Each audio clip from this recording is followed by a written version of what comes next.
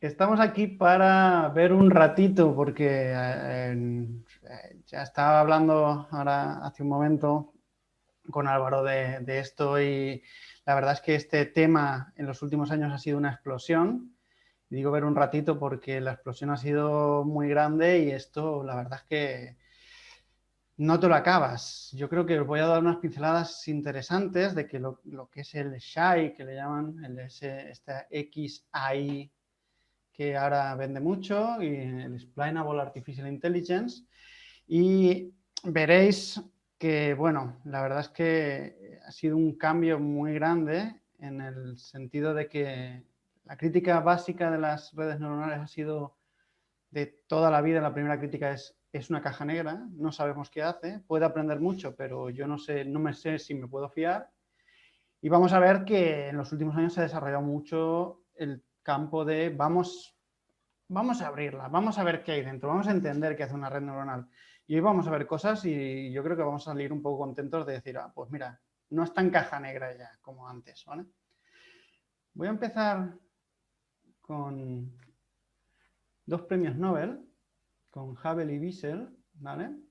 Con un vídeo de YouTube. ¿Por qué no empezar con un vídeo de YouTube para un poco dar un poco de salseo, ¿vale? Vamos a ver un experimento, ¿vale?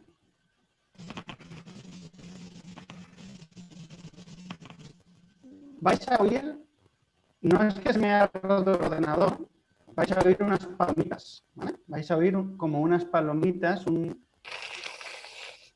ese que oís es una neurona de un cerebro disparando, ¿vale? Este experimento es un experimento de los años 60. Estos señores, Hubble y Wiesel, recibieron un premio Nobel por hacer este experimento. Y este experimento es un experimento de abrir una caja negra, ¿vale?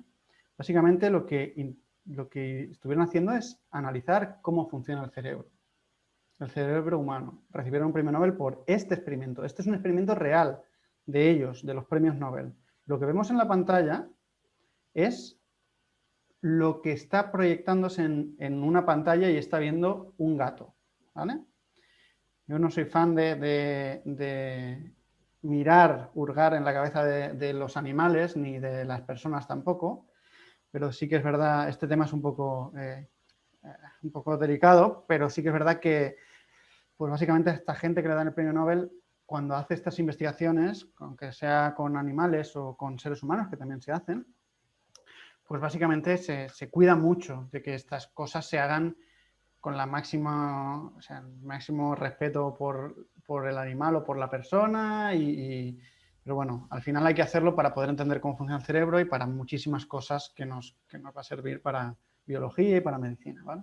Entonces, lo que estamos viendo es lo que ve el gato y lo que estamos viendo es una neurona de ese gato. Fijaros cómo la neurona dispara cuando la barrita de luz está en ese punto que han marcado la cruz. Han marcado cruces y la barrita tiene que ser alargada y estar en ese punto. Cuando se ponen un poco al lado, bueno, fijaros que cuando pasa por encima se oye la neurona y cuando no, no se oye.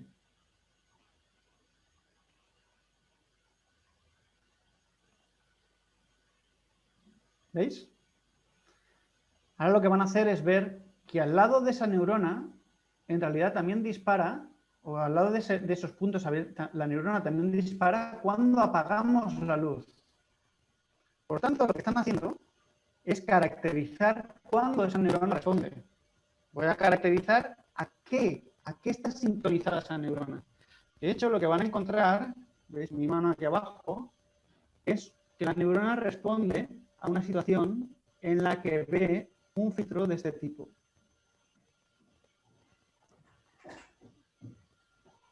Blanco, negro, blanco y alargado. ¿Vale? Fijaros que cuando pasa la barra en otras direcciones no dispara. Si la pasa en la que toca, sí que dispara la neurona. En esa dispara porque estás sintonizada esa orientación, pero cuando cambiamos de orientación empieza a disparar menos y cuando la la orientación cambia totalmente, la neurona ya no dispara.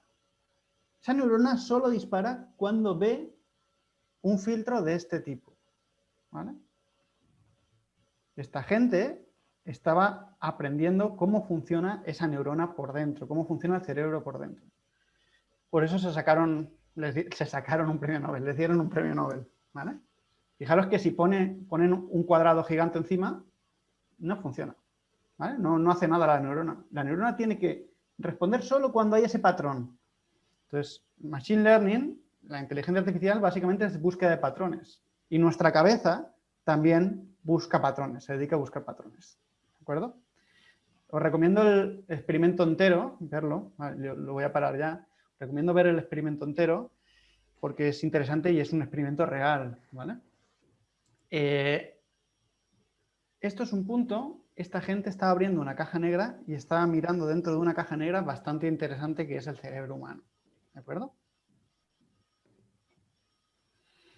Vamos al mundo real y al mundo actual y a una cosa que seguramente varios de vosotros estáis disfrutando, que es la ley, el GPDR que salió en 2018 y que entre otras cosas, entre otras muchas cosas que nos puede gustar o no gustar, nos puede dar más faena o menos faena, existe el derecho a la explicación en esa ley, ¿vale? Para el que no lo sepa, básicamente el GPDR es una normativa europea que salió, donde había muchas cosas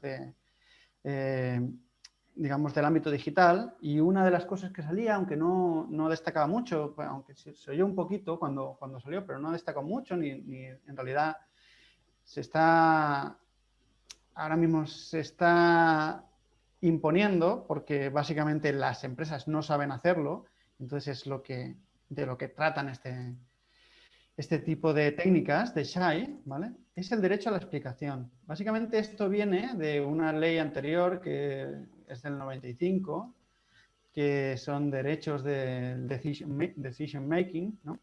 Y esta ley, el GPDR, la del 2018, tiene en punto 71, dice algo así como: tenemos derecho como sujetos a obtener explicaciones de las decisiones tomadas para cualquier proceso que hayamos nosotros aplicado, ¿vale? Si tenemos un rechazo automático de un proceso que funciona de forma digital y que un poco oscura, pues tenemos derecho a que haya una intervención humana y obtener una explicación realmente que yo sepa entender. Es decir, si yo voy a aplicar a un crédito y el banco o voy a aplicar un crédito o voy a una empresa a echar un currículum, ¿no? Y el banco o la empresa de contratación tiene un sistema automático para aceptar o rechazar si me da un crédito o si me aceptan su empresa, y me rechazan, tengo derecho a decirle a esa empresa: oye, bueno, vale, tu sistema automático será muy bueno porque sois muy buenos y por eso he hecho el currículum, pero quiero entender por qué me ha rechazado, ¿vale? Y la empresa no puede decir: lo que te ha rechazado te hemos rechazado porque el proceso automático ha dicho que te rechazamos. No, hace falta que tenéis derecho, o el cliente tiene derecho a que se le explique esto. Y explicar esto, cuando usamos algoritmos automáticos, pues es muy difícil, ¿no? En principio es muy difícil. Y de esto va todo lo de abrir la caja negra, ¿vale? Otros ejemplos, no sé si habéis tenido el placer o la desgracia, depende de la situación, de haber estado viviendo en Estados Unidos. Lo primero que te dicen cuando vas a vivir en Estados Unidos durante un largo periodo es: sácate una tarjeta de crédito y empieza a gastar la tarjeta de crédito a tope, para comprar lo más tonto. ¿Por qué? Por el credit score de Estados Unidos, que es una cosa que es un poco oscura y básicamente es, digamos, cómo de fiable eres tú para el banco darte un crédito o no, ¿vale? Pues, por ejemplo, el credit score de Estados Unidos también tiene una cosa automática por debajo, y hay una ley que obliga a los bancos a que, si tienen cosas automáticas, tengan que explicar a los clientes, cuando les rechazan un crédito, por qué les han rechazado el crédito y explicarles las cosas automáticas. Y no vamos a renunciar, o sea, lo fácil sería: voy a renunciar entonces a los algoritmos automáticos. Si esos son cajas negras, pues no los voy a usar. Claro, pero si funcionan muy bien, los vas a rechazar. Digo yo que es el camino malo, ¿no? El camino bueno es, tengo una herramienta buena, si hace algo bueno esa herramienta y saca unos buenos resultados, será por algo. Voy a entender qué hace. En Francia también hay una ley desde el 2016 que va en ese camino, pero bueno, no nos vamos a enrollar en leyes a jueves por la tarde, y más si no tenemos una cerveza en el cuerpo, ¿vale? Vale, pues la idea es, bueno, todos estos algoritmos automáticos o la mayoría de estos algoritmos automáticos son cajas negras, ¿no? Es decir, yo no sé qué hay por dentro de esos algoritmos, yo no puedo mirar dentro y me gustaría entender qué hay por ahí. Me gustaría pararme, abrir esa caja negra y saber qué hay dentro. Entonces, para esto aparece el concepto, en este contrapunto aparece el concepto de glass box, ¿no? La caja transparente en la que yo puedo ver todo lo que hay dentro y entonces puedo mirar a través de la caja y entender qué es lo que está haciendo esa caja, qué es lo que está haciendo mi algoritmo, ¿vale? Entre medias, digamos que está gray box, ¿no? Es decir, bueno, igual no entiendo exactamente todo, absolutamente todo lo que me hace mi algoritmo, pero entiendo suficientes cosas de mi algoritmo como para aprender yo de mi algoritmo, incluso poder explicarle a alguien conceptualmente qué es lo que hace. Igual no me sé, si estos cacharros de Deep Learning tienen 10 millones de parámetros, pues lógicamente explicar qué hace cada uno de esos 10 millones de parámetros es una tarea probablemente imposible, ¿no? Es muy pesada y no sé si llega a ser posible ya solo por el tiempo, ¿no? Pero la idea es encontrar unas soluciones suficientemente buenas como para poder utilizar estos algoritmos de una forma más o menos tranquila y decir, bueno, estos algoritmos ya sé cómo funcionan, los he visto por dentro, sé por qué hace esto, y entonces pues puedo darte unos motivos y puedo extraer yo información de estos algoritmos, ¿vale? De esto no es nuevo, ha explotado en los últimos años, pero no es nuevo. Por ejemplo, está este libro que está online, que para los que queráis aprender de estas cosas y ser autodidactas, pues podéis veniros a leeros el libro y está bastante bien, tiene bastantes cosas el libro, ¿vale? Queda, pues como siempre, quedan algunas cosas ahí, detalles que no acabo de, yo por lo menos no acabo de entender bien, ¿vale? Pero bueno, hace una buena taxonomía de cuál es el problema y definición de qué es interpretable y qué no es interpretable. Y habla de modelos interpretables. Para los que conocéis algo en Machine Learning, pues veréis sabréis ya que hay modelos que más o menos son interpretables o puramente interpretables, ¿no? Por ejemplo, los árboles de decisión, pues nos dan unas reglas de decisión que soy capaz de interpretar. Si es a partir de aquí, si esta característica es mayor que tal, pues pasa esto, si es menor que tal, pues pasa esto. Y eso es interpretable. Y luego, pues hay otros algoritmos o métodos para poder entender otros algoritmos que son más difíciles de interpretar, ¿no? Incluso aquí tenéis alguna información sobre cómo interpretar las redes neuronales, ¿vale? No hay mucho en este libro de esto de redes neuronales en particular, porque ya digo que es algo bastante nuevo y bastante que ha explotado, entonces de hecho hay para hacer un libro solo de esto, ¿vale? Entonces sí que da unas pinceladas, pero no entra mucho en detalle. Pero bueno, digamos que no es una cosa nueva este campo, ya hay muchas cosas hechas y muchos métodos para intentar extraer información de muchos algoritmos. Fijaros la cantidad de métodos que tenéis aquí a la izquierda. La idea aquí es, bueno, vamos a ir al Deep Learning en esta charla. Vamos a ir a unos métodos en particular, que son los métodos de Deep Learning, ¿vale? Estos métodos en realidad nos ofrecen un montón de posibilidades, un montón de soluciones y de hecho una de las posibilidades es utilizar estos métodos sin pensar. Y eso es lo que últimamente explota más porque podemos utilizar estos métodos sin necesidad de saber muy bien en detalle qué es lo que están haciendo sus métodos por dentro, ¿vale? Ahora tenemos herramientas como vais al GitHub y hay 100 millones de métodos de Deep Learning ya entrenados, listos para que tú te los descargues a tu ordenador con un clic y poder utilizarlos. Cuando lo vais a usarlo, después veréis que no es un clic y usarlo, que normalmente cuesta un poco más, pero bueno, están ahí los modelos y se pueden descargar fácilmente Depende de quién se le ocurra más para que sea más fácil y hay cosas que luego no funcionan, pero bueno, es una cosa gratuita y miles de modelos, ¿no? Luego hay hubs y zoos que les llaman, ¿no? Digamos que zoos es como un zoo de verdad en el que tengo guardados un montón de modelos y entonces yo voy ahí a ver los modelos y a cogerlos y a jugar con ellos. No, en los zoos en realidad no puedes jugar con ellos, pero aquí sí, ¿vale? Podemos usar cosas tipo Transfer Learning, que básicamente me cojo un modelo de por ahí y lo aplico a mi problema. Es un modelo que estaba pensado para otra cosa, pero lo puedo aplicar para mi problema y me permite sin mucho cambio pues, utilizar un modelo de Deep Learning de una forma bastante sencilla.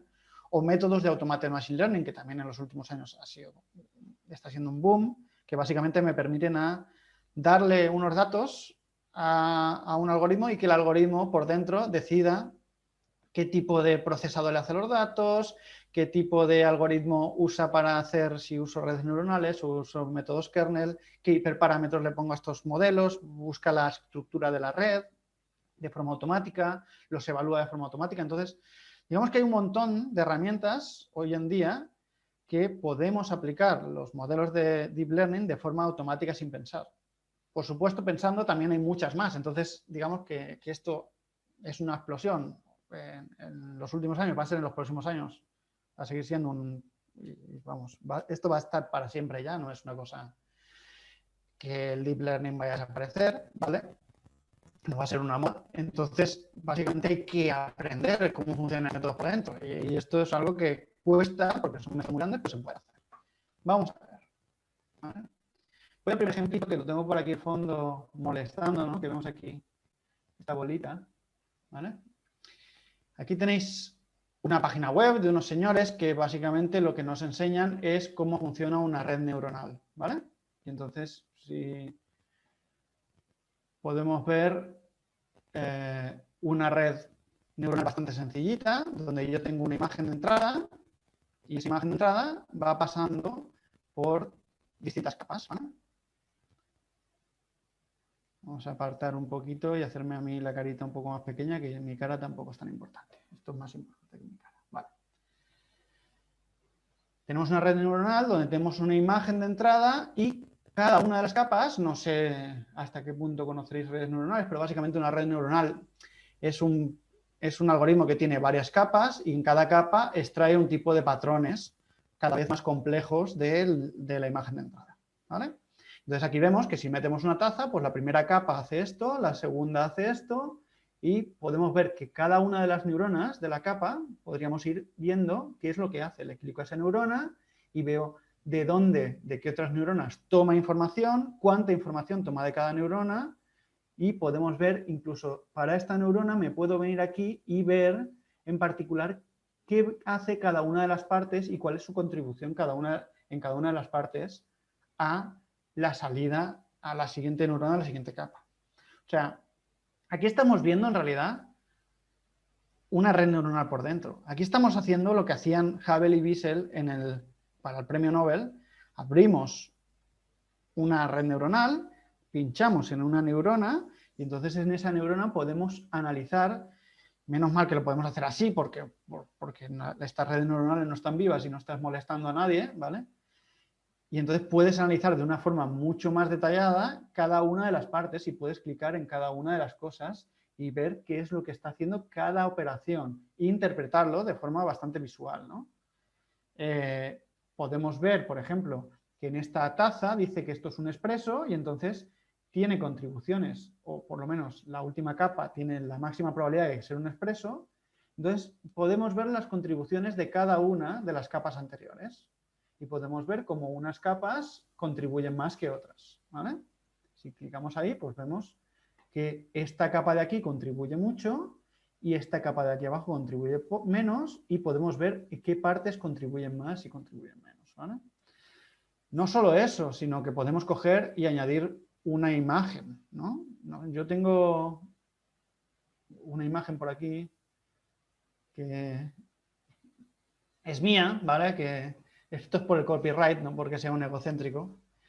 Y aparte, si veis, esta imagen es un poco irónica porque todo el mundo usamos o se usan trajes en las fotos de de LinkedIn y todo esto que tenemos que usar.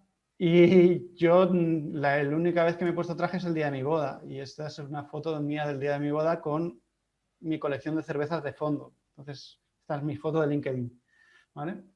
Entonces, yo pongo mi foto y veo esta red neuronal cómo extrae cada una de las informaciones, cada neurona, qué información está trayendo, ¿no? Pues esta neurona extrae más bordes horizontales. Esta neurona extrae más bordes verticales. Esto extrae bordes en color, ¿no? Entonces puedo ir viendo cada una de las neuronas en particular. De hecho, puedo irme al final. Bueno, veo esa neurona, pero no quiero ver esa neurona. Me puedo ir al final de la red y ver yo cómo me ha clasificado, ¿no? Pues esta red es un poco limitada, vamos a decirlo así, y entonces solo tiene 10 clases posibles, y a mí me ha clasificado dentro de estas 10 clases como un koala, como probabilidad máxima, lo cual no está mal tirado del todo. O sea, si me dan a elegir entre un expreso o un bus escolar, pues prefiero un koala. Posiblemente hubiese preferido un panda rojo, que son más bonitos, pero bueno, cada uno ya. O una mariquita, ¿no? Pues podría ser cualquiera de las dos cosas. El koala, pues se parece más, yo me parezco más a un koala, en realidad, yo diría, ¿vale? Bueno, pero bueno, aquí podríamos ir clicando en cada una de las neuronas de la red y entenderla, ¿vale? Esto es un ejemplo, como ya he dicho, un poco de juguete. Entonces, hay herramientas que son más, tienen más gracia, ¿vale? Por ejemplo, los de OpenAI, estas empresas, la del señor Elon Musk, la de los Tesla, y que, bueno, está un poco trastornadito, ¿vale? Porque él creó la empresa porque tiene miedo de que las máquinas acaben atacándonos, ¿vale? Entonces creó una empresa, le llamó OpenAI, de inteligencia artificial abierta, para generar más investigación en el área de inteligencia artificial, pero de manera abierta. Entonces su idea es, si las máquinas nos atacan un día, gracias a mí, gracias a mi empresa, sabremos cómo defendernos. Porque mi empresa lo ha dejado todo en código abierto, entonces todos sabremos cómo funcionan las máquinas por dentro y podremos atacarle al Terminator, ¿vale? Pero bueno, esta empresa tiene muchas cosas muy guays y tiene muchas herramientas muy guays. Una es esta, Microscope, que ya es un poco ya más avanzado. Si le damos, por ejemplo, a una de las redes, estas son redes clásicas, redes típicas de Deep Learning, que nos las podemos descargar y utilizar. Son redes que tienen cientos de capas. Fijaros aquí, cada cosa esta es una capa con sus cientos de neuronas, ¿vale? Entonces estas redes son muy complicadas de entrenar. Estas redes, por ejemplo, esta Inception, pues la entrenó Google ya hace un montón de años y pues nos la ha dado a todos para que juguemos y hagamos cosas con la red, ¿no? Y la probemos y la utilizamos para lo que nosotros queramos. Es una red que se ha entrenado para clasificar objetos, ¿vale? Y entonces aquí en el microscope podemos ver en cada una de las capas, podemos venir a esta capa de aquí, por ejemplo, y decirle, vale, quiero ver esta capa, qué es lo que tiene por dentro. Y entonces yo le clico aquí, se me abre la capa, de todas las neuronas que hay dentro, y aquí tenemos una visualización de qué hace cada una de las neuronas por dentro, ¿vale? Y aquí uno que no está acostumbrado a ver esto piensa que, digamos que es LSD, ¿no? Que si tomas LSD, pues dirías este tipo de cosas, ¿vale? Y no está muy lejos de la carga, pero ahora veremos que aparte de ser muy chillonas y tener unas imágenes muy, muy raras, veremos que empezamos a ver patrones naturales, ¿no? Si miramos en estas imágenes, podemos ver algunos ojos, cosas como alas de pájaro, ¿no? Es decir, ¿esas neuronas a qué responden? Las neuronas van a responder a ese tipo de imágenes. Y dices, bueno, ya, Valero, pero es que esto, de aquí a que yo vaya a alguien a venderle que esto es lo que hace mi red, ya, pero vamos a ir un poquito más al detalle, ¿vale? Imaginaros, un ejemplo que ponen ellos es, me voy a esta misma red, al Inception V1, y me dice que la capa esta es la 4C447 es un detector de coches. Y digo, a ver, 4C a 4C que hemos dicho, 447. Nos vamos a la 447 Y cuando le clicamos encima, 447. ¡Ay! Sí parecen coches, ¿eh? Sí que parece que sean coches. De hecho, ¡ay! Mirad, si veo solo una neurona, esto sí veo toda la capa. Si veo solo una neurona, bueno, sigue apareciendo esas cosas. Y aquí, ¿qué vemos aquí? Aquí vemos imágenes de una base de datos brutal que se han pasado por la red y que han hecho responder a esa neurona mucho. ¿Os acordáis del vídeo del principio? No es que yo esté loco y os haya puesto aquí un vídeo de que no tiene nada que ver. El vídeo del principio sacaban una imagen, esta de aquí que he pintado yo aquí abajo antes, aunque no se me ve la mano ahora, pero bueno, luego la veremos, ¿vale? Esta de aquí, hacía responder a una neurona en particular, ¿no? Pues lo que dicen estas imágenes de aquí, que es que todas estas imágenes de aquí hacen responder máximamente a esta neurona. Ah, pues no está tan mal tirado. Esta neurona, aparte de parecer coches de los años 60, ¿no? Con sustancias también de los años 60, pues responde a imágenes reales que son coches. Ah, pues sí. Y no solo eso, sino que nos dicen, esta de aquí, la 4C4, es un detector de coches. Pero es que esta se ha creado a partir de la red, de la neurona, de la capa anterior, la 4B. ¿Veis que la siguiente es la 4C? Pues las anteriores la 4B. La 4B3, que tiene un nombre el que sea, es un detector de ruedas. Y la 4B237 es un detector de ventanas. Entonces, con un detector de ruedas y un detector de ventanas, puedo crearme un detector de coches. Vamos a verlo. Vamos a la 4B373. Nos vamos a la 4B373.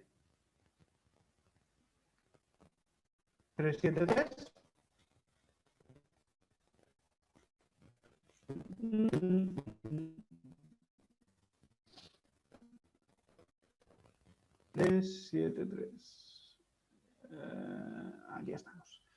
Y pues sí, parecen ruedas, ¿no? Parecen ruedas, ostras, igual es un detector de ruedas. Y ahora cuando me saque aquí las imágenes, fijaros a qué responde esa neurona. A este tipo de imágenes. A ruedas. Entonces, ostras, es verdad, es así. O sea, tengo una neurona que es un detector de coches que viene creada a partir de un detector de ruedas y un detector de ventanas, ¿vale? El detector de coches es este, el de ruedas es este que acabamos de ver, y el de ventanas, que tampoco vamos a entrar en detalle porque si no nos vamos a tirar con esta web toda la hora, es este es el detector de ventanas, ¿vale? Y entonces, aparte de todo esto, ostras, esto está muy bonito y esta web es muy bonita y está muy guay, ¿vale? Pero claro, yo ahora quiero hacer esto con mi red, ¿cómo lo puedo hacer, no? Bueno, pues la clave para hacer estas cosas, básicamente, son las derivadas, ¿vale? Y no estoy yo chalao, no he puesto aquí mi mano por cualquier cosa, ¿vale? Sino la he puesto para poder explicar esta parte de aquí en particular. Cuando tenemos una red neuronal, he dicho que básicamente una red neuronal tenemos un dato de entrada, el que sea, ¿no? Nuestro dato de entrada X, que puede ser una imagen o puede ser lo que a nosotros nos dé la gana, ¿no? Y este dato de entrada entra aquí a esta capa, esta es la capa 1, que tiene unos parámetros, ¿vale? Los parámetros de la capa 1, muy bien. Y luego esta capa pues tiene unas salidas que van a la capa 2.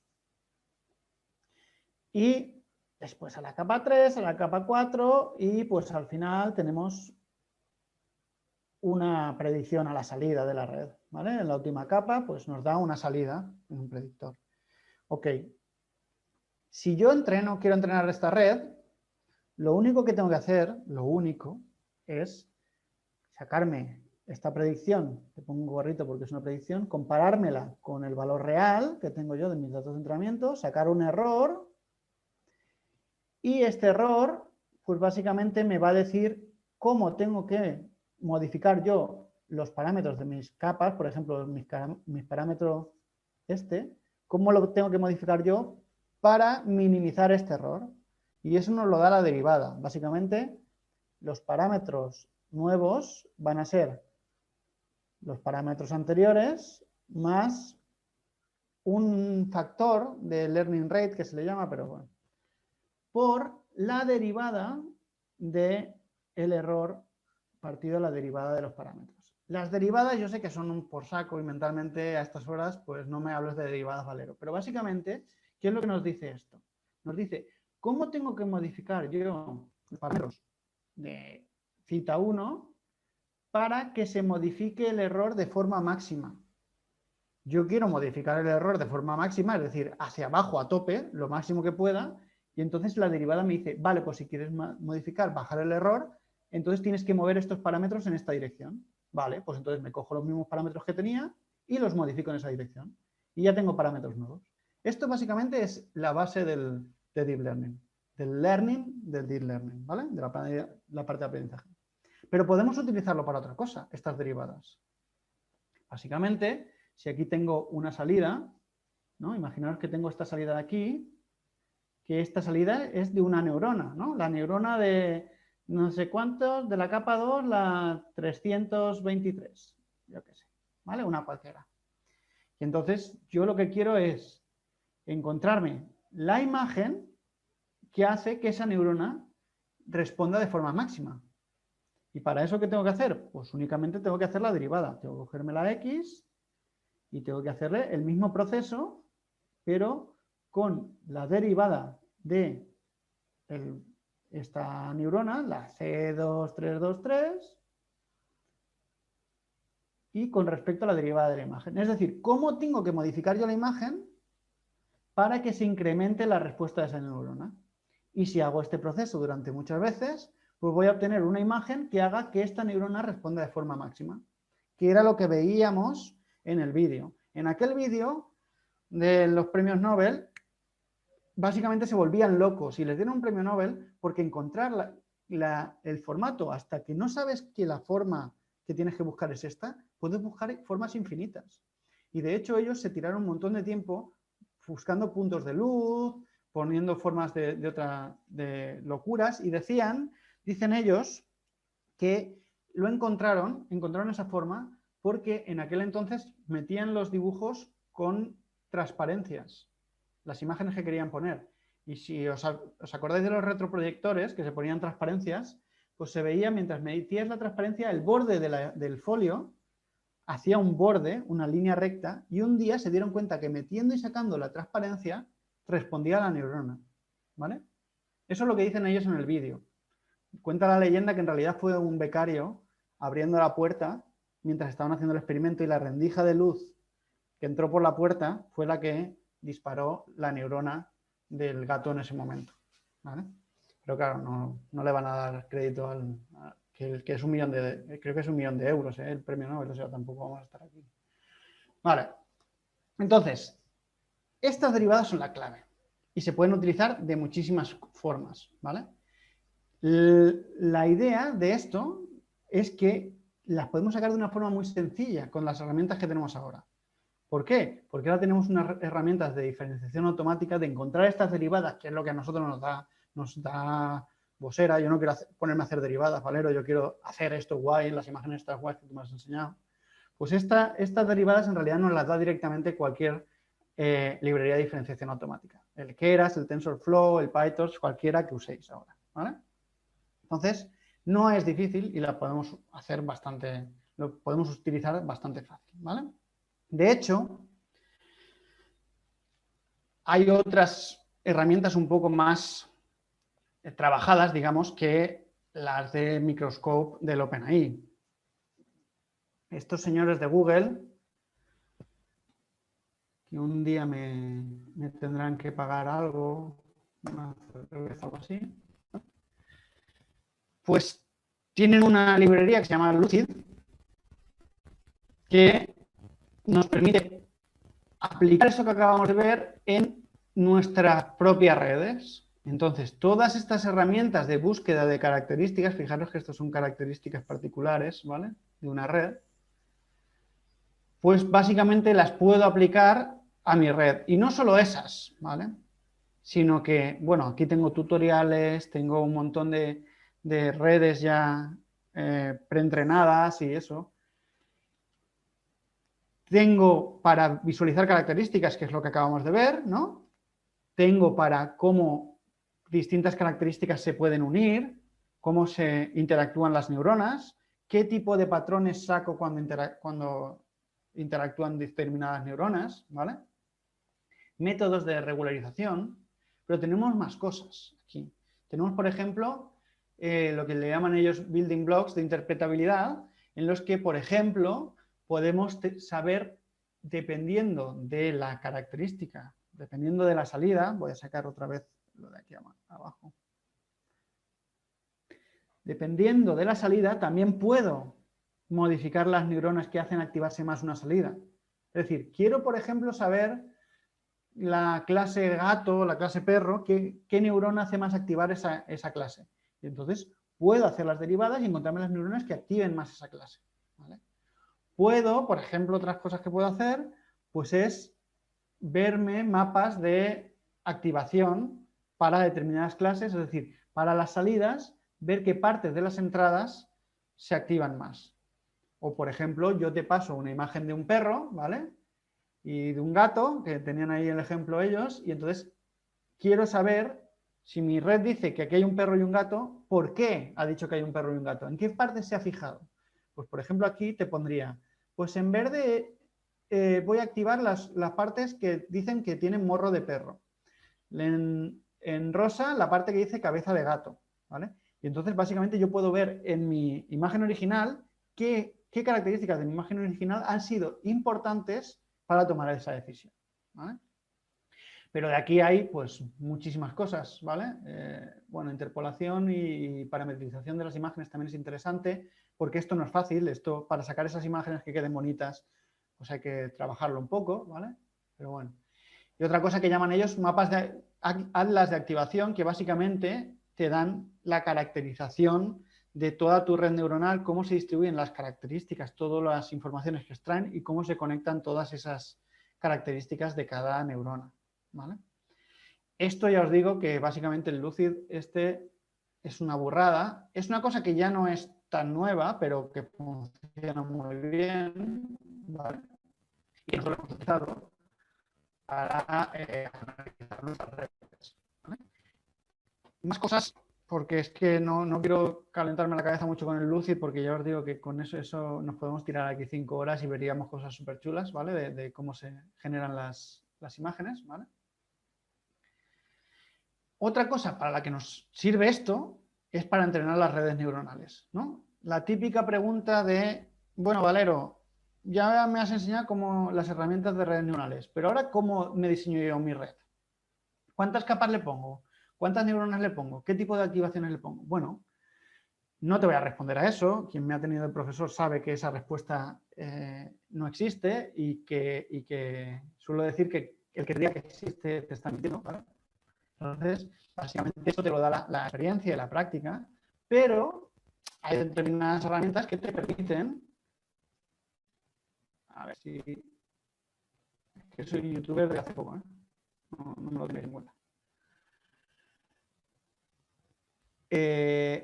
Tenemos determinadas herramientas que nos permiten, mientras estoy entrenando, tomar decisiones sobre mi red. Por ejemplo, esta herramienta en la que vamos a ver características de una red, aquí tenemos una red donde tengo una imagen de entrada y luego vemos cada una de las capas, pues podemos extraer características mientras estoy entrenando e ir decidiendo sobre esas características si son interesantes o no son interesantes, ¿vale?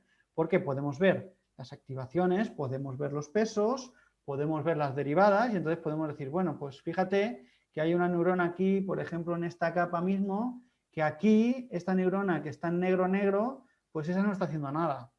Porque esto de aquí, este ejemplito de aquí, ya sé que estoy yendo muy rápido y por encima de algo que no se entiende muy bien, ¿vale? Pero básicamente aquí tenemos una capa de una red neuronal. Y en esta capa de esta red neuronal, pues tenemos cómo responde cada una de las neuronas, qué pesos tiene cada una de las neuronas, y aquí abajo lo que tenemos es cómo se varía cada uno de los pesos para cada imagen mientras está entrenando. Esta red está entrenando ahora mismo, ¿vale? Entonces, si veo que una de las neuronas está en negro, su variación de sus pesos está en negro desde hace mucho rato, eso quiere decir que esos pesos no están cambiando. Y si no están cambiando, puede ser o porque sean muy, muy buenos o porque sean muy, muy malos. Si son muy, muy buenos, perfecto. Puedo incluso dejar de intentar entrenarlos. Me los quedo y ya está. Si son muy, muy malos, pues entonces lo que puedo hacer es quitarlos y me ahorro esas neuronas, ¿vale? Entonces estas herramientas nos ayudan a hacer entrenamientos, a depurar nuestro proceso de entrenamiento y nuestras redes que están haciendo por dentro de la red mientras están entrenando, ¿vale?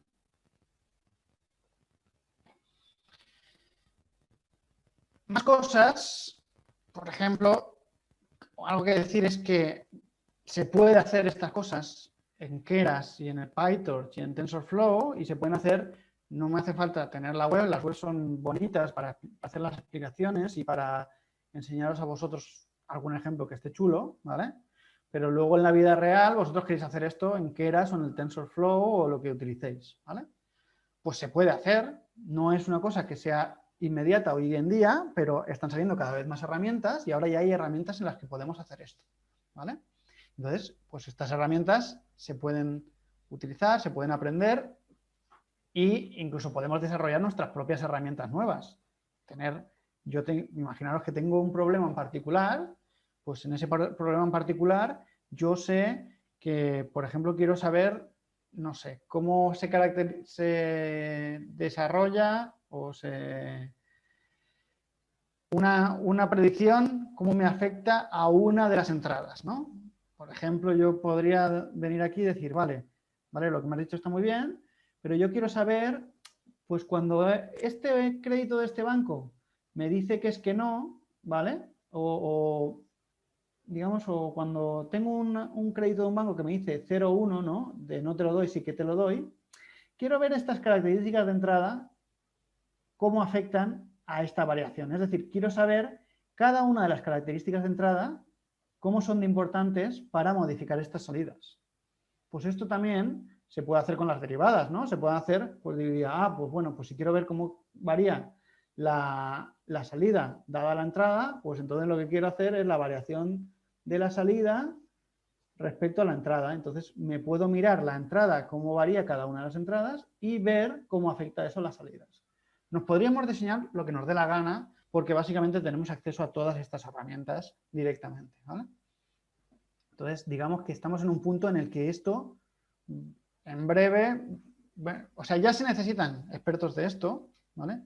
Y lo que ocurre básicamente es que en las empresas grandes pues suelen ir un poco al rebufo, ¿no? De las cosas que aparecen por ahí. Y sobre todo cuando quieres meter cosas que cambien un poco el paradigma. Pero básicamente esto va a ser imprescindible. No solo porque te ofrece un montón de información y te lo puedes usar para miles de cosas, sino porque es que la ley está ahí. Y no se van a dejar de utilizar algoritmos automáticos. Eso lo tengo clarísimo. Entonces, si no se van a dejar de usar algoritmos automáticos y la ley obliga a que si usas algoritmos automáticos los expliques, es imposible que esto no se tenga que usar en los próximos años a rabiar, ¿vale? Se puede utilizar para otras cosas también, por ejemplo, ¿vale? Para evaluar mi red, ¿vale?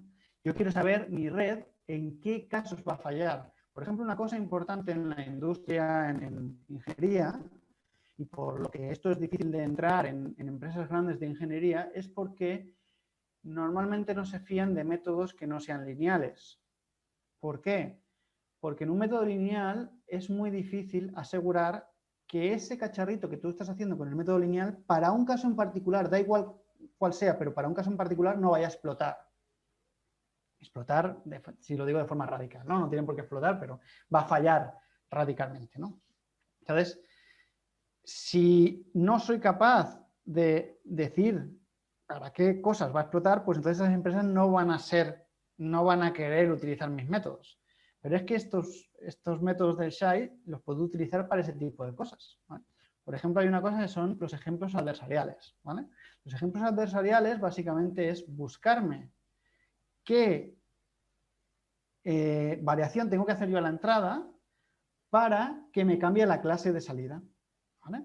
Ahora vamos a verlos. Vamos a ver un par de ejemplos de esto, porque ya básicamente se nos está acabando el tiempo, pero bueno, vamos a ver un par de ejemplos para que se os quede un poco la idea de qué se puede hacer con esto, ¿no? Los ejemplos adversariales, básicamente, lo que hacen es, dada una imagen de entrada o un dato de entrada, me dicen cómo tengo que variar ese dato de entrada para que la clasificación cambie. Esta imagen se clasifica como un panda con un 60% de confianza, una red neuronal, ¿vale? Pues aplicando este método de los ejemplos adversariales, solo sumándole este ruido, que te quedaría una imagen así, este es un ejemplo real, ¿eh? La imagen de salida sería esta. Este ruido es muy, muy pequeño, fijaros que se multiplica por 0,007. Pero solo añadiéndole este pequeño ruido, que para nosotros es imperceptible, para la red neuronal dice que esto es un gibón, que yo ahora mismo no sé lo que es, pero básicamente no es un panda, con un 99% de confianza, ¿vale? Pero es que esto, que parece una tontería, dice, pero esto es porque has puesto aquí un ejemplo, tú, Valero, que funciona muy bien. No, esto pasa en todas las redes neuronales. Y si esto pasa en las redes neuronales, en todas, y ahora vamos a ver un ejemplo. Ay, voy a apagar voy a cerrar esta pestaña que se me está comiendo la RAM. En esa pestaña estábamos entrenando una red neuronal, ¿vale? Mientras, pues, no queríamos, no estamos para ponernos a entrenar redes, ¿vale? Pues aquí, por ejemplo, podemos coger una red neuronal que ha sido entrenada, por ejemplo, para señales de tráfico. No sé si os suenan los métodos automáticos de señales de tráfico, ¿vale?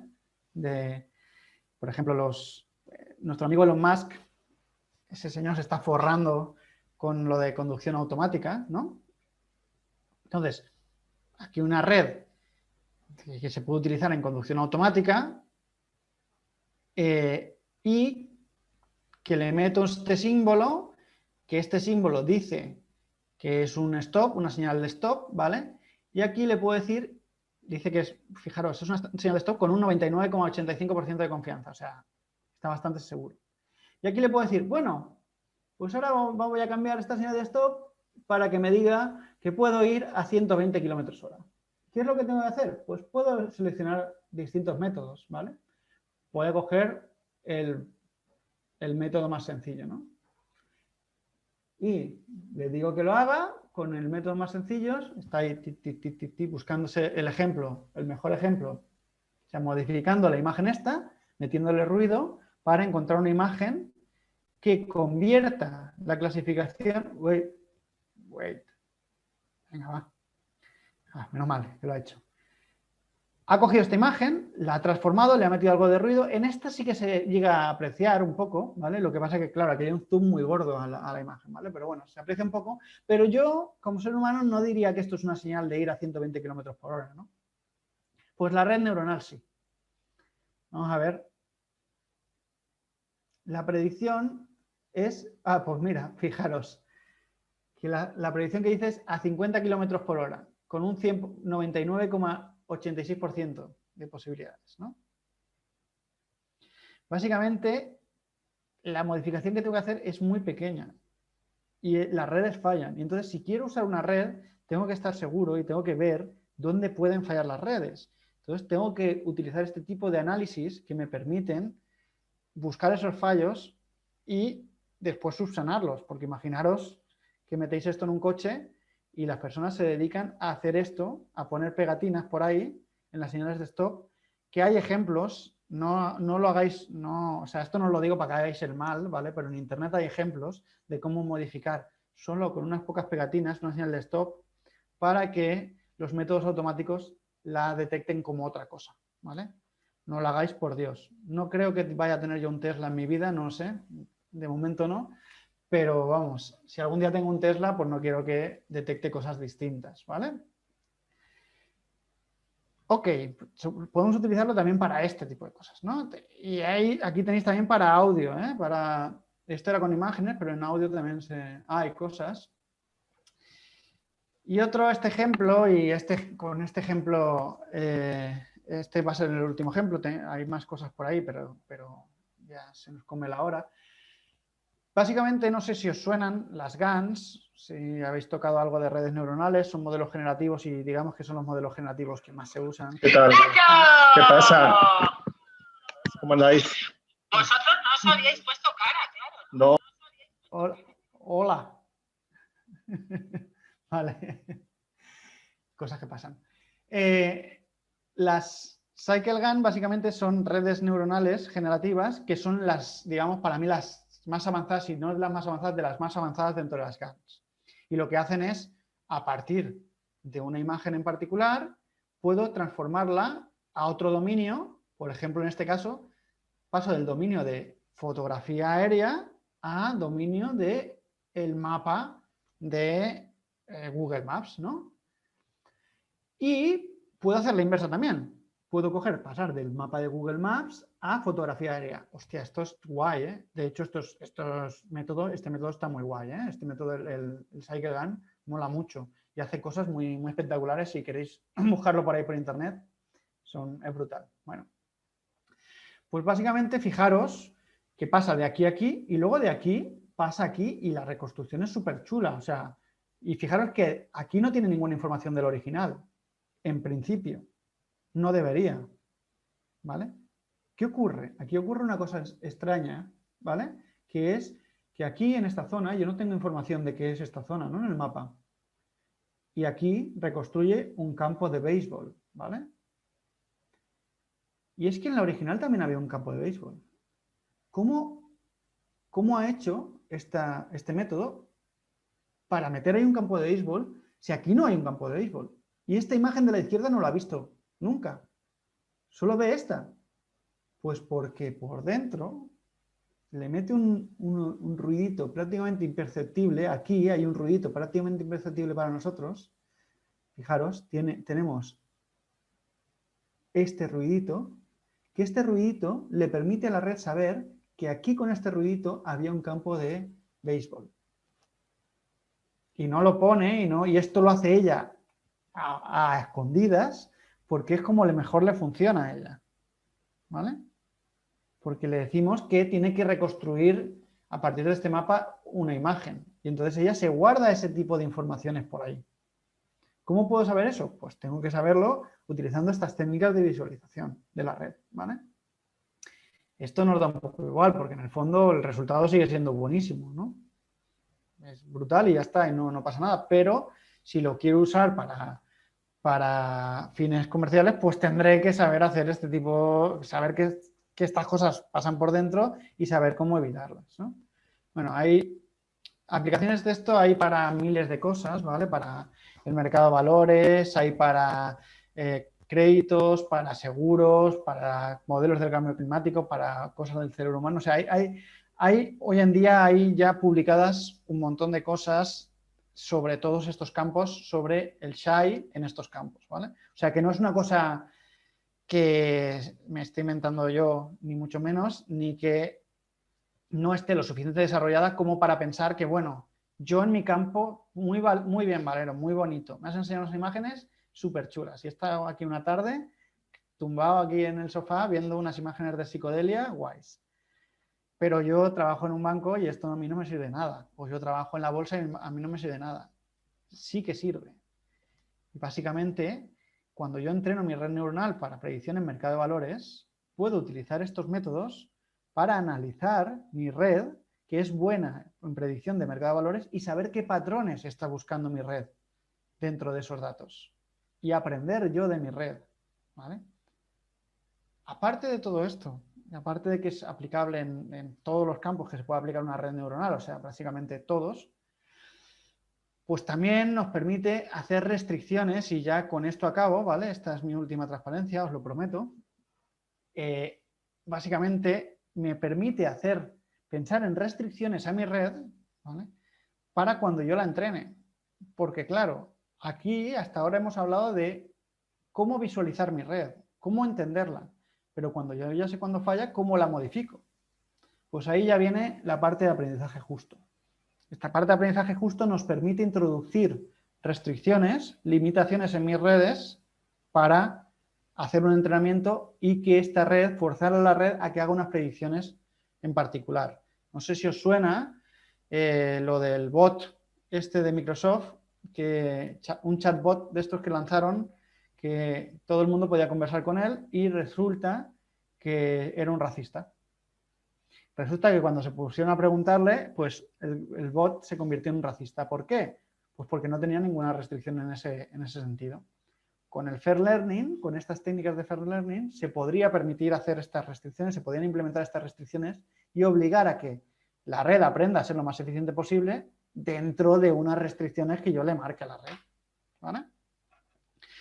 Y bueno, os lo dejo aquí. Si tenéis alguna pregunta de todo esto, me encantaría, la verdad, que me dieses algún tipo de feedback. Porque así a la distancia es complicado. No os veo las caras, igual os habéis dormido todos. ¿Qué va, qué va? No se ha dormido nadie. Alberto, Esteban tenía ahí una pregunta. Valero. A ver. Decía, sí. Perfecto, perfecto. Por micro mejor. Sí. Preguntaba si era similar lo que hemos estado hablando de la derivada al método de descenso de gradiente, porque realmente estás buscando ahí la mayor decreciente o creciente. No sé si... Correcto, sí, sí. Básicamente, o sea, la idea es que para los parámetros, para cuando estoy entrenando mi red, el descenso por gradiente es aplicar el gradiente, ¿no?, de cómo se modifica el error para los parámetros. Y esto es lo que hago para entrenar la red. Aplico el descenso por gradiente, ¿no? Pero esta misma idea la puedo aplicar para otras cosas. Se me ven solo los ojitos. Voy a bajarlo un poquito, que se me ve un poquito la cara. La puedo aplicar para otras cosas, como por ejemplo para modificarme la entrada para maximizarme la respuesta de una neurona. Esto no es entrenamiento de los parámetros ni nada, esto es modificar la entrada directamente. ¿Vale? Pero la idea es la misma que el descenso por gradiente. Vale, gracias.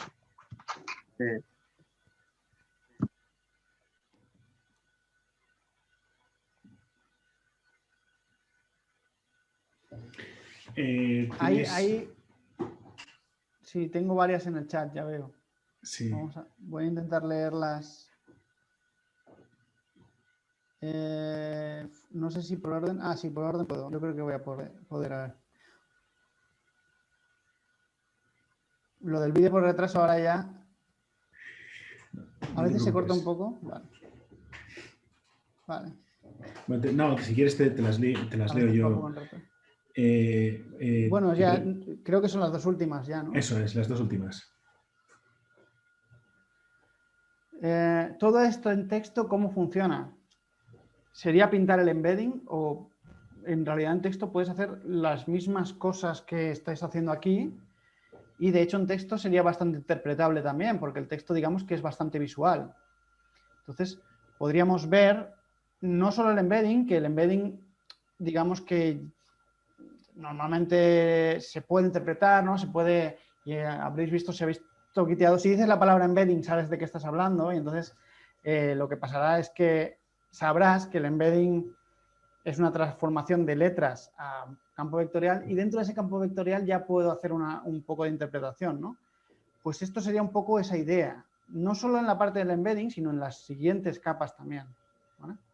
Entonces, básicamente entenderíamos o intentaríamos entender qué ha hecho la red con ese texto en la parte del embedding, pero también en las siguientes partes, ¿no?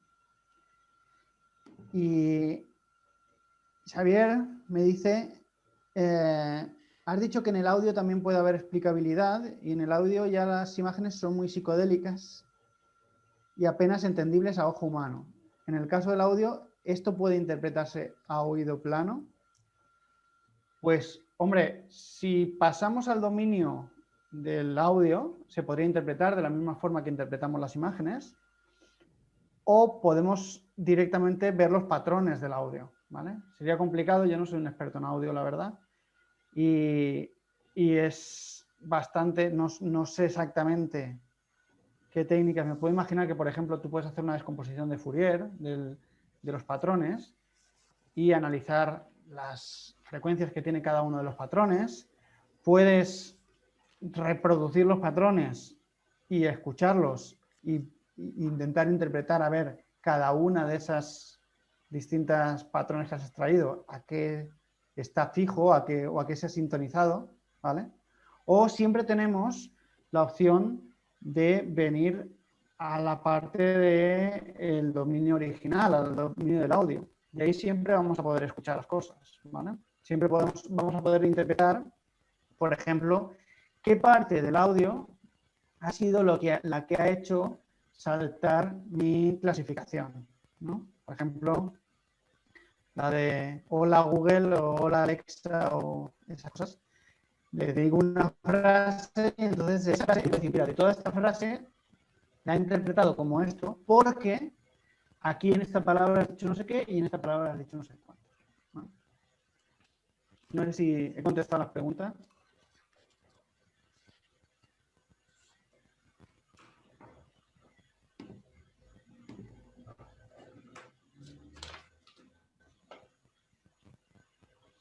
¿Tenéis alguna duda más? No cortéis. Hola, Valero. No sé si me escuchas.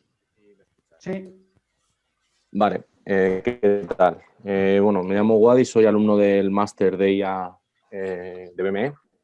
Entonces nos vamos a ver en junio, por lo que veo en el calendario. Yo tengo una duda respecto a lo que has explicado, y es respecto a la X, viene siendo la selección de parámetros de entrada en la red. En la red. Y luego, respecto a las convolucionales, la calidad mínima, si tiene que haber una calidad mínima de imagen para que la red pueda aprender. Esas son todas las preguntas. Selección de parámetros de entrada, o sea, quiero decir, ¿cuál es el criterio óptimo de selección de parámetros de entrada para la red? Y No, o sea, ¿selección de parámetros de entrada o selección de parámetros de la red? ¿Con qué alimentas? La X, ¿con qué alimentas a la red? Quiero decir, ¿cuáles son los inputs que tú le metes? Y si en función de los inputs que tú le metas, el aprendizaje va a ser mejor, peor, ¿se va a dar o no se va a dar? Vale, ocurre que la gracia del deep learning, una de las gracias, es que hace lo que llaman aprendizaje end-to-end. Y yo esto lo remarco bastante en las clases porque básicamente lo que nos permite es romper un poco el paradigma, no me gustan esas palabras, pero rompe el paradigma del machine learning clásico, de forma que yo lo que le meto en las redes neuronales de deep learning directamente son los datos míos. Yo no hago extracción de características. En machine learning normalmente se hace, pues eso, ¿no? En machine learning tenemos extracción de características o feature extraction, ¿no? Más la clasificación o la regresión o lo que sea. Se hacen estas dos partes. Aquí estas dos partes están metidas directamente en la red, en toda la red. Y esto es muchísimo mejor. ¿Por qué? Porque básicamente entreno todo esto a la vez. Y yo no tengo el fallo, el típico fallo de Machine Learning es, yo me hago un extractor de características malo, y entonces cuando aplica un clasificador, aunque aplique el mejor clasificador del mundo, si he extraído unas características de mala manera, pues esto no va a funcionar. Aquí no. Aquí las dos cosas van en sintonía y se van adaptando unas a otras, ¿vale? Por tanto, ¿cuál es la entrada de mi red? Los datos, directamente, ¿vale? Se le puede hacer algún tipo de normalización y tal, pero en principio yo recomiendo no hacer ningún tipo de normalización, a no ser que lo tengamos claro que es necesario. Y la otra pregunta se me ha... Vale, la otra era la calidad de imagen, si tiene que haber una calidad de imagen mínima para que tu red, quiero decir, cuando tú le metes una señal de stop o cuando... ¿No? Vale. Okay. No, porque, o sea, mínima sí que se vea algo en la imagen, pero por ejemplo los típicos ejemplos que se hacen al principio con este tipo de redes son imágenes de 28 por 28 píxeles en blanco y negro. O en color, si vamos un poquito más allá, 32 por 32 píxeles en color. En realidad, estos son imágenes muy pequeñas, con muy poca calidad. Y con estas imágenes se puede entrenar perfectamente una red. De hecho, la red lo que le importa más que la calidad de la imagen es cuántas imágenes uses en el entrenamiento. Ahí sí tendrás problemas. Si tienes pocas imágenes para entrenar, pues la red aprenderá peor. Nos estamos ya avanzando al inicio del curso de inteligencia artificial. Ok, gracias. Vale, ¿alguna duda más?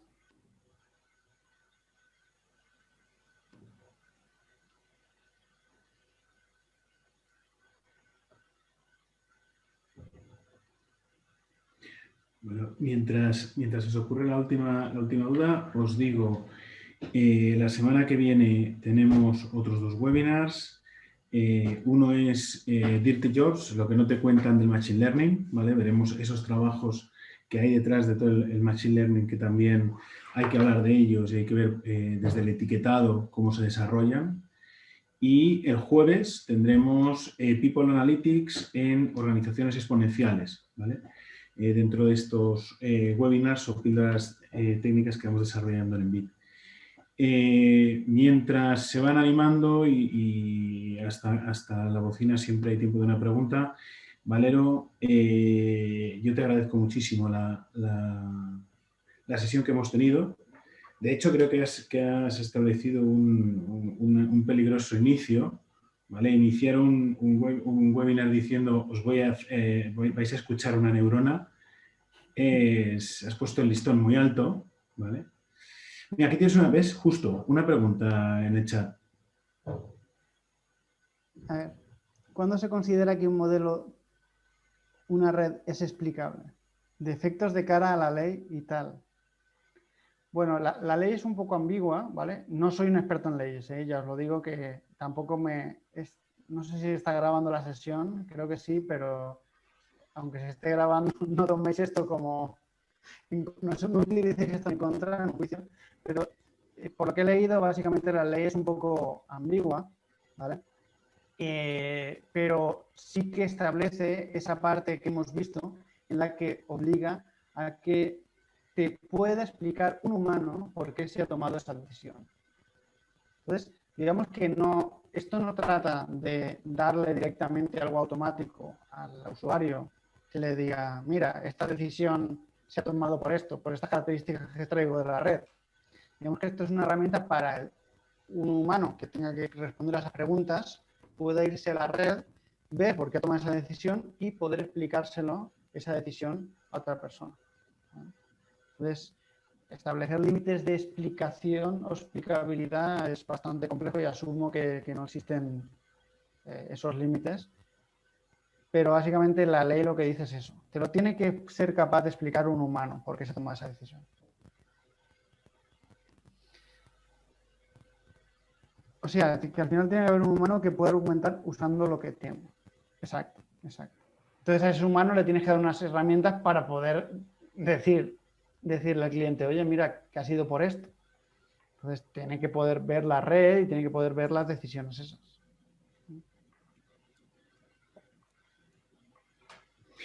Bueno, pues con esta pregunta... Entonces, ¿te ha gustado oír la neurona? ¿Te ha gustado oír una neurona? No, ¿De verdad? me ha parecido la mejor manera de empezar un webinar. En serio, ¿eh? Yo oí una neurona de verdad en un experimento, porque cuando estuve allí en Nueva York, estuve en un centro de estos de neurociencia y allí hacían experimentos y uno de los chavales le dije, tío, un día que hagas experimentos, llévame porque yo trabajo no con estos datos directamente, pero con datos parecidos y quiero saber de verdad estos experimentos cómo se hacen. Y subía al experimento y se oía, digamos que ellos trabajan con monos, el mono estaba en la sala de al lado y oías la neurona, o sea, el setup era lo mismo que acabamos de ver exactamente. Ves tú la pantalla de lo que está viendo el animal y oyes la neurona cómo dispara, de verdad. Y es así, o sea, es tal cual lo que acabamos de ver, por eso me parece interesante. Sí. Me uno a Muchas gracias a todos por los comentarios en el chat, ¿eh? Pero bueno. Eso es lo que dice David. Una charla espectacular, Valero. Como siempre, un placer que estés con nosotros en estas píldoras. Y nada, te vemos por aquí por la escuela enseguida para las clases.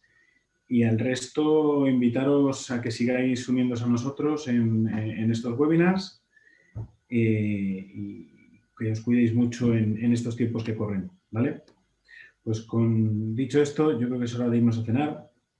Así que Así que gracias a todos por venir y hasta el próximo webinar. Chao.